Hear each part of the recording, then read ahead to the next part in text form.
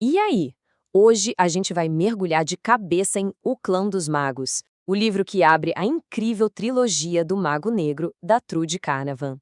Se a ideia de mundos de fantasia onde magia, intriga política e uma baita tensão social se misturam te agrada, bom, se prepara. A história começa agora. Para começar, vamos pensar na pergunta que é o coração de toda a trama. E se um poder completamente incontrolável, de repente, surgisse no lugar mais impotente de todos? É exatamente essa faísca que bota fogo no mundo que a gente vai explorar.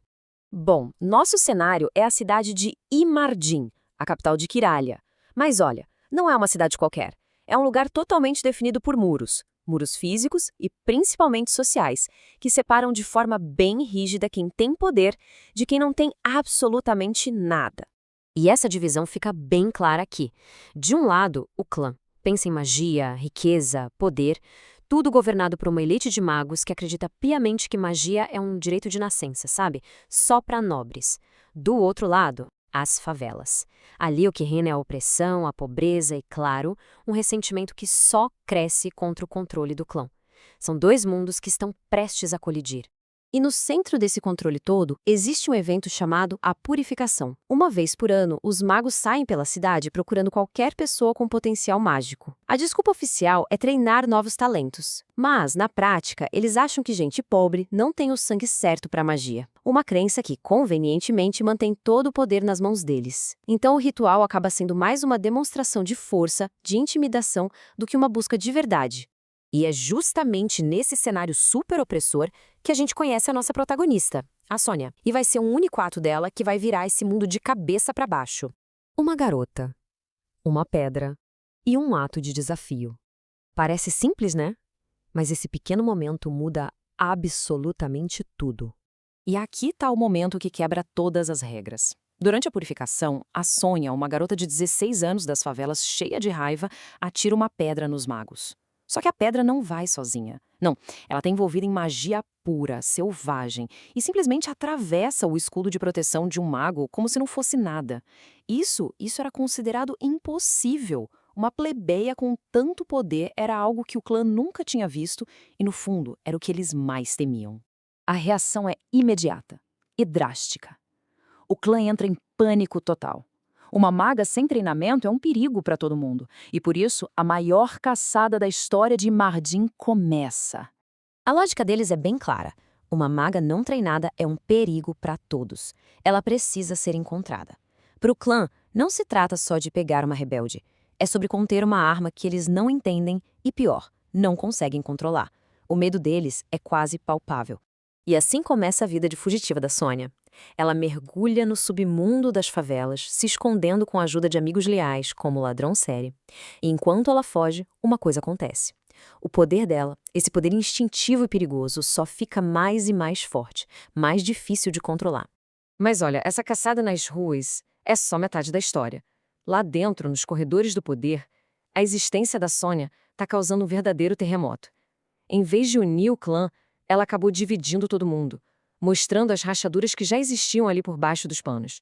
A verdade é que o clã está em guerra consigo mesmo. De um lado, tem uma galera que acha que a Sônia devia ser protegida, integrada, que ela é uma oportunidade. Do outro, tem a facção que vê a garota como uma anomalia perigosa que precisa ser eliminada. O destino dela vira uma peça num jogo de poder de altíssimo risco. E aqui estão as peças-chave desse tabuleiro. Primeiro temos o Lorlan, o administrador do clã.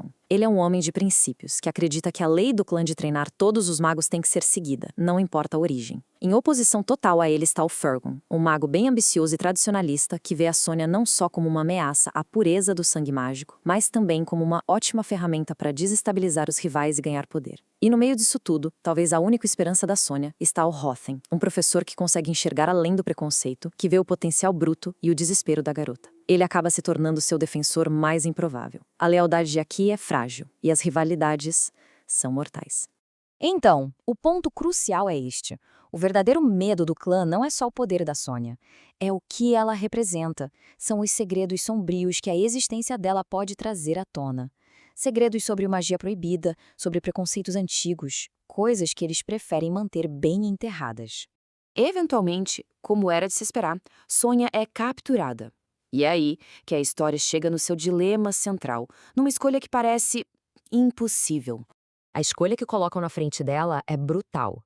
Ela pode se juntar ao clã, aquele mundo elitista que ela sempre odiou, para aprender a controlar um poder que a apavora, ou ela resiste, arriscando não só a própria vida, mas a segurança de todo mundo que ela ama.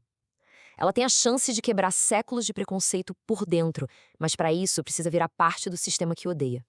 Não existe caminho fácil aqui. E toda essa saga de conflito de classes, de magia e de política se desenrola numa jornada bem densa, cheia de reviravoltas, ao longo de umas 500 páginas. E cada uma delas só aprofunda a tensão e os segredos desse mundo. Para ter uma ideia do tom do livro, pense em Harry Potter, mas com uma crítica social muito mais pesada desde o começo. Ou, quem sabe, em Mistborn, do Brandon Sanderson, mas com o foco totalmente voltado para a guerra de classes e para a política interna dos poderosos.